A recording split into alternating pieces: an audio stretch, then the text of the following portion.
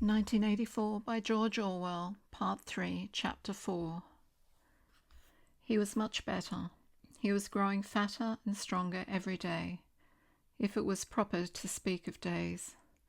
The white light and the humming sound were the same as ever, but the cell was a little more comfortable than the others he had been in. There was a pillow and a mattress on the plank bed, and a stool to sit on. They had given him a bath, and they allowed him to wash himself fairly frequently in a tin basin. They even gave him warm water to wash with.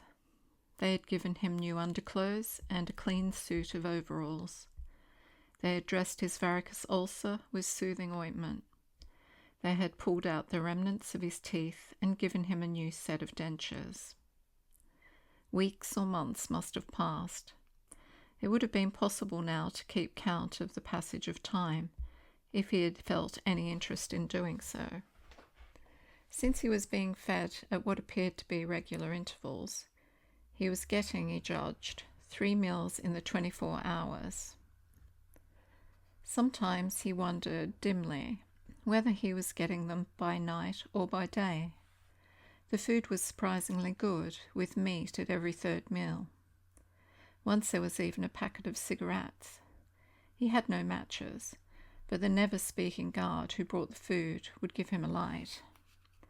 The first time he tried to smoke, it made him sick, but he persevered and spun the packet out for a long time, smoking half a cigarette after each meal.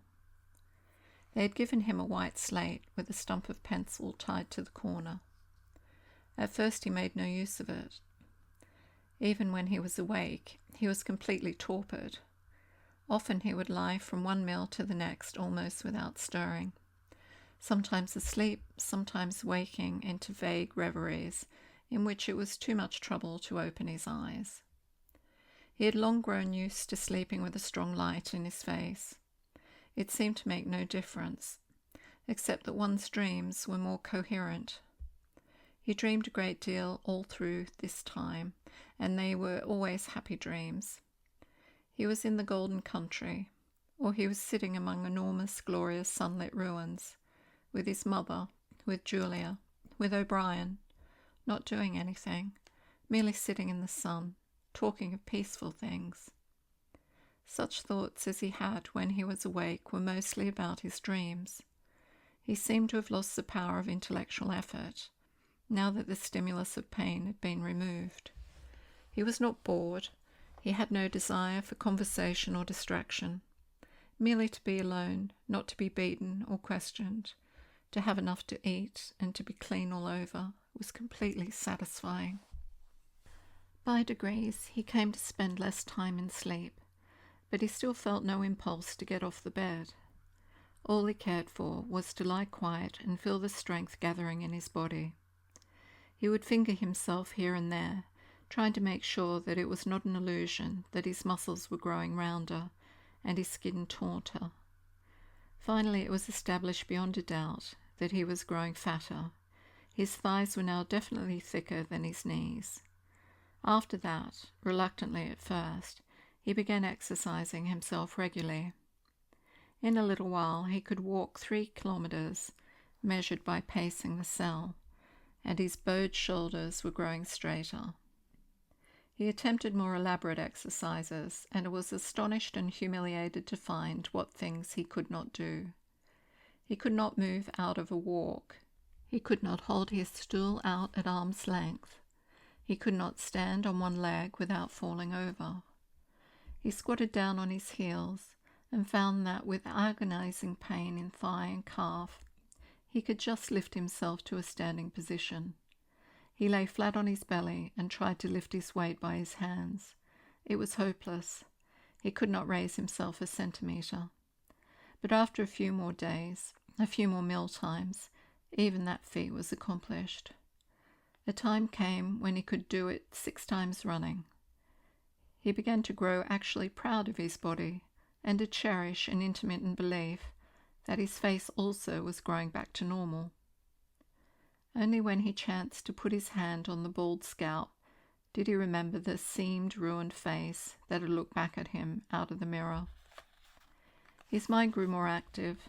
He sat down on the plank bed, his back against the wall and the slate on his knees, and set to work deliberately at the task of re-educating himself. He had capitulated, that was agreed. In reality, as he saw now, he had been ready to capitulate long before he had taken the decision. From the moment when he was inside the Ministry of Love, and yes, even during those minutes when he and Julia had stood helpless while the iron voice from the telescreen told them what to do, he had grasped the frivolity, the shallowness of his attempt to set himself up against the power of the party. He knew now that for 7 years the thought police had watched him like a beetle under a magnifying glass. There was no physical act, no word spoken aloud that they had not noticed, no train of thought that they had not been able to infer. Even the speck of whitish dust on the cover of his diary they had carefully replaced. They had played soundtracks to him, shown him photographs. Some of them were photographs of Julia and himself. Yes, even. He could not fight against the party any longer. Besides, the party was in the right. It must be so. How could the immortal, collective brain be mistaken? By what external standard could you check its judgments? Sanity was statistical. It was merely a question of learning to think as they thought, only. The pencil felt thick and awkward in his fingers. He began to write down the thoughts that came into his head. He wrote first in large, clumsy capitals, "Freedom is slavery." Then, almost without a pause, he wrote beneath it, 2 and 2 make 5. But then there came a sort of check. His mind, as though shying away from something, seemed unable to concentrate. He knew that he knew what came next, but for the moment he could not recall it. When he did recall it, it was only by consciously reasoning out what it must be. It did not come of his own accord. He wrote, "God is power." He accepted everything. The past was alterable. The past never had been altered. Oceania was at war with East Asia. Oceania had always been at war with East Asia. Jones, Arison, and Rutherford were guilty of the crimes they were charged with. He had never seen the photograph that disproved their guilt. It had never existed. He had invented it. He remembered remembering contrary things, but those were false memories, products of self-deception. How easy it all was. Only surrender, and everything else followed. It was like swimming against a current that swept you backwards, however hard you struggled, and then suddenly deciding to turn around and go with the current instead of opposing it. Nothing had changed except your own attitude. The predestined thing happened in any case. He hardly knew why he had ever rebelled. Everything was easy, except. Anything could be true. The so-called laws of nature were nonsense. The law of gravity was nonsense. "If I wished," O'Brien had said, "I could float off this floor like a soap bubble." Winston worked it out. If he thinks he floats off the floor, and if I simultaneously think I see him do it, then the thing happens. Suddenly, like a lump of submerged wreckage breaking the surface of water, the thought burst into his mind. It doesn't really happen. We imagine it. It is hallucination. He pushed the thought under instantly. The fallacy was obvious. It presupposed that somewhere or other, outside oneself, there was a real world where real things happened. But how could there be such a world? What knowledge have we of anything, save through our own minds? All happenings are in the mind. Whatever happens in all minds truly happens. He had no difficulty in disposing of the fallacy, and he was in no danger of succumbing to it. He realized, nevertheless, that it ought never to have occurred to him. The mind should develop a blind spot whenever a dangerous thought presented itself. The process should be automatic, instinctive. Crime Stop, they called it in Newspeak. He set to work to exercise himself in Crime Stop. He presented himself with propositions. The party says the earth is flat. The party says that ice is heavier than water, and trained himself in not seeing or understanding the arguments that contradicted them. It was not easy. It needed great powers of reasoning and improvisation. The arithmetical problems raised, for instance, by such a statement as 2 and 2 make 5, were beyond his intellectual grasp. It needed also a sort of athleticism of mind, an ability at one moment to make the most delicate use of logic, and at the next to be unconscious of the crudest logical errors. Stupidity was as necessary as intelligence, and as difficult to attain. All the while, with one part of his mind, he wondered how soon they would shoot him. Everything depends on yourself, O'Brien had said, but he knew that there was no conscious act by which he could bring it nearer. It might be 10 minutes hence, or 10 years. They might keep him for years in solitary confinement. They might send him to a labour camp. They might release him for a while, as they sometimes did. It was perfectly possible that before he was shot, the whole drama of his arrest and interrogation would be enacted all over again. The one certain thing was that death never came at an expected moment. The tradition, the unspoken tradition, somehow you knew it, though you had never heard it said, was that they shot you from behind, always in the back of the head, without warning, as you walked down a corridor from cell to cell. One day, but one day was not the right expression, just as probably it was in the middle of the night, once, he fell into a strange, blissful reverie. He was walking down the corridor waiting for the bullet. He knew that it was coming in another moment. Everything was settled, smoothed out, reconciled. There were no more doubts, no more arguments, no more pain, no more fear. His body was healthy and strong. He walked easily, with a joy of movement, and with a feeling of walking in sunlight.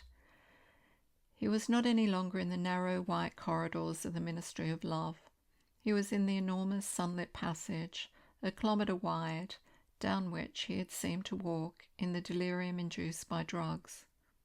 He was in the golden country, following the foot track across the old rabbit-cropped pasture. He could feel the short springy turf under his feet and the gentle sunshine on his face.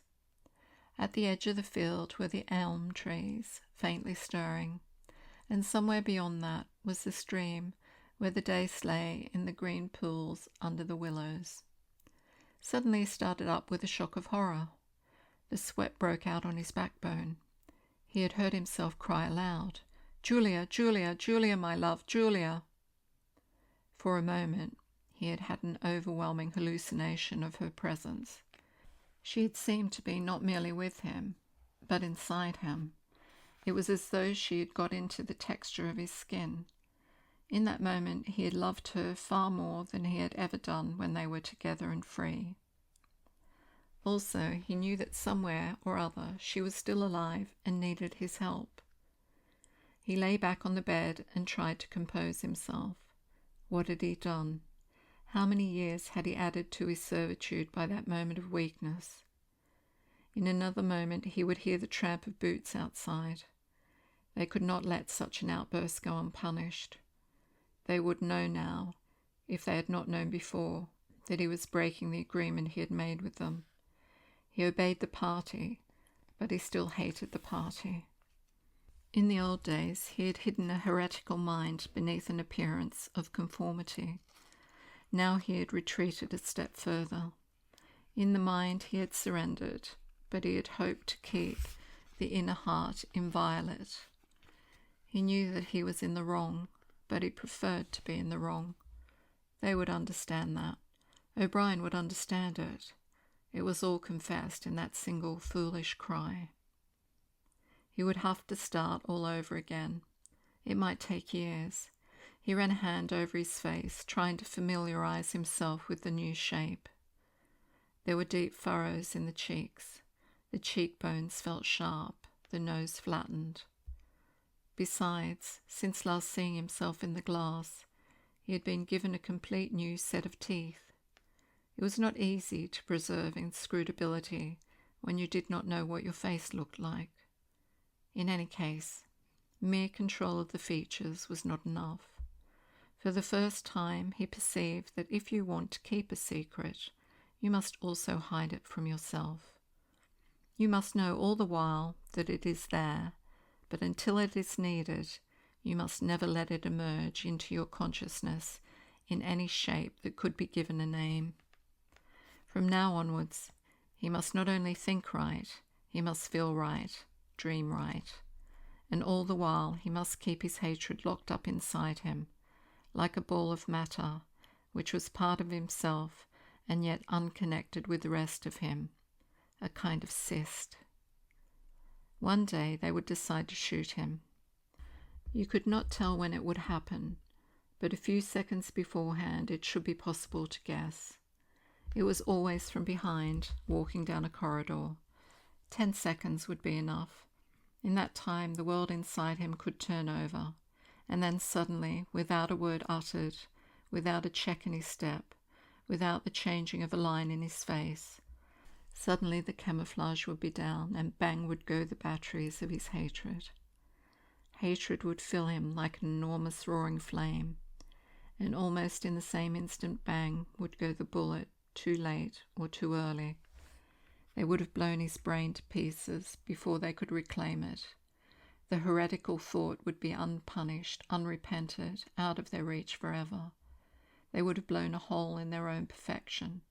To die hating them, that was freedom. He shut his eyes. It was more difficult than accepting an intellectual discipline. It was a question of degrading himself, mutilating himself. He had got to plunge into the filthiest of filth. What was the most horrible, sickening thing of all? He thought of Big Brother, the enormous face. Because of constantly seeing it on posters, he always thought of it as being a metre wide, with its heavy black moustache and the eyes that followed you to and fro, seemed to float into his mind of its own accord. What were his true feelings towards Big Brother? There was a heavy tramp of boots in the passage. The steel door swung open with a clang. O'Brien walked into the cell.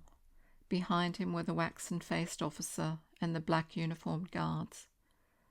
"Get up," said O'Brien. "Come here." Winston stood opposite him. O'Brien took Winston's shoulders between his strong hands and looked at him closely. "You have had thoughts of deceiving me," he said. "That was stupid. Stand up straighter. Look me in the face." He paused and went on in a gentler tone. "You are improving. Intellectually, there is very little wrong with you. It is only emotionally that you have failed to make progress. Tell me, Winston, and remember no lies. You know that I am always able to detect a lie. Tell me, what are your true feelings towards Big Brother?" "I hate him." "You hate him? Good. Then the time has come for you to take the last step. You must love Big Brother. It is not enough to obey him. You must love him." He released Winston with a little push towards the guards. "Room 101, he said.